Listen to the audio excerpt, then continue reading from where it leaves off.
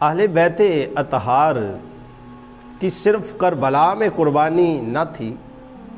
آئیے آج میں آپ کو وہ قربانیاں گنواتا ہوں کہ جہاں پر اہل بیت اطہار نے قربانیاں دیں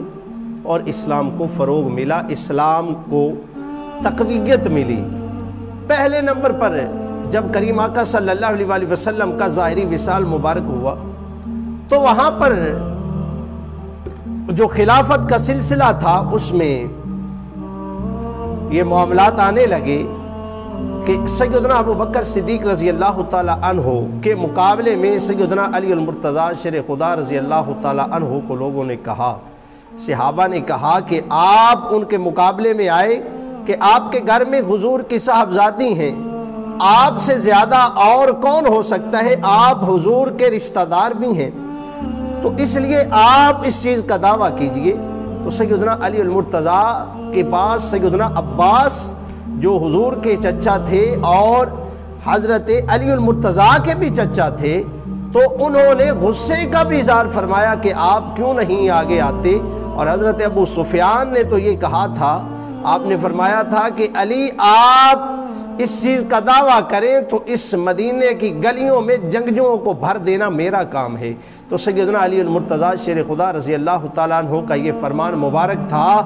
کہ لوگوں، مدینے والوں، میں نہیں چاہتا کہ مدینے کی گلیوں میں خون بہے اور صحابہ کرام کو شہید کیا جائے، صحابہ کرام کو صفحہ ہستی سے مٹایا جائے، لہٰذا میں اعلان نہیں کرتا. اور سیدنا ابوبکر صدیق رضی اللہ تعالیٰ عنہ کے مقابلے میں آپ پیچھے ہو گئے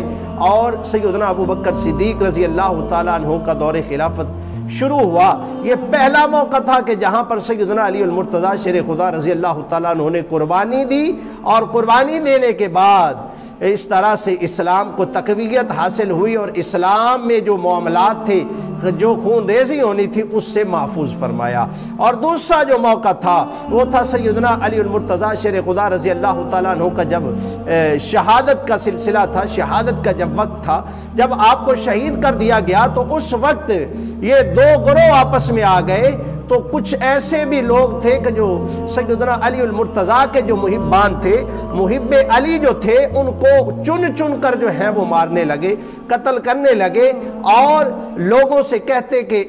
حضرت علی المرتضی کو برا بھلا کہو. اور وہاں پر حضرت حجر بن علی علیہ السلام جو تھے وہ سامنے آتے ہیں، ان کو لوگوں نے گرفتار کیا اور کہا کہ یہ دیکھو کہ تمہارا کفن بھی بچھا ہے، یہ دیکھو تمہاری قبر بھی ہم نے کھود ڈالی ہے، اور ہاتھ کڑیوں لگی ہوئی ہیں، اور ساتھ میں آپ کے جو رفقا تھے، جو آپ کے ساتھی تھے، ان کو بھی ہاتھ کڑیاں لگی ہوئی ہیں. تو حجر بن علی نے کہا کہ کیا چاہتے ہو، کیا کہنا چاہتے ہو؟ تو کہا کہ علی کو برا بھلا کہو، معاذ اللہ علی پر لعنت کرو، برا بھلا کہو، تمہیں چھوڑ دیا جائے گا. فرمایا کہ اگر حجر بن علی کو علی کے ساتھ اتنی ناقص محبت ہوتی تو اس محبت کا کوئی فائدہ نہ تھا. کہا کہ اس موت سے مجھے ڈرانا چاہتے ہو، میں مرنے کے لیے تیار ہوں، کٹنے کے لیے تیار ہوں، میرا قیمہ کر ڈالو، لیکن علی کے بارے میں ایسے بات نہیں کر سکتا. حجر بن علی علیہ السلام نے فرمایا کہ مجھے 2 رکعت نفل پڑھنے دیے جائیں.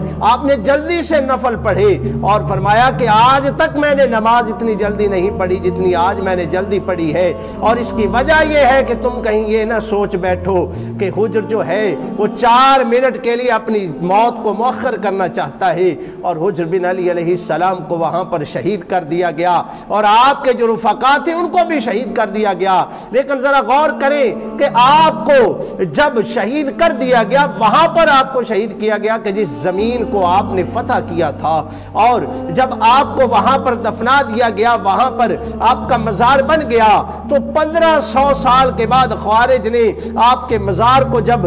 کھودا اور مزار کو جب دیکھا تو وہاں پر حجر بن علی ایسے پڑے ہوئے تھے جیسے ابھی ابھی دفن ہوئے ہوں، اور چہرہ تر و تازہ تھا، اور ایسے محسوس ہو رہا تھا کہ خون کے تازہ تازہ نشانات ہوں. لیکن جن کے نصیبوں میں نا ہدایت ہو تو پھر وہ دیکھ کر بھی نہیں مانا کرتے. اور تیسرا موقع وہاں پر تھا، اور یہاں پر یہ دوسرا جو موقع تھا، وہاں پر حضرت امام حسن علیہ السلام نے ان 2 گروہوں کے درمیان صلح کروائی، اور اس چیز کو جو ہے معاملات کو سمیٹ سمیٹا میرے دوستو بھائی۔ اور تیسرا جو وقت تھا وہ تھا میدان کربلا کا، کہ جہاں پر سیدنا امام حسین علیہ السلام نے اپنی اور اپنے صاحبزادے اور اپنے تمام رفقا جو تھے اہل بیت اطہار کے جو پھول تھے ان سب کی قربانی پیش کی، اور دین اسلام کی سربلندی کے لیے اپنی جان کا بھی نذرانہ پیش کر دیا، اپنا تن من دھن ہر ایک چیز کو لوٹا دیا، اور دین اسلام کو سر بلند رکھنے کے لیے آپ نے اپنا سر مبارک جھکایا نہیں بلکہ اٹھا کر رکھا۔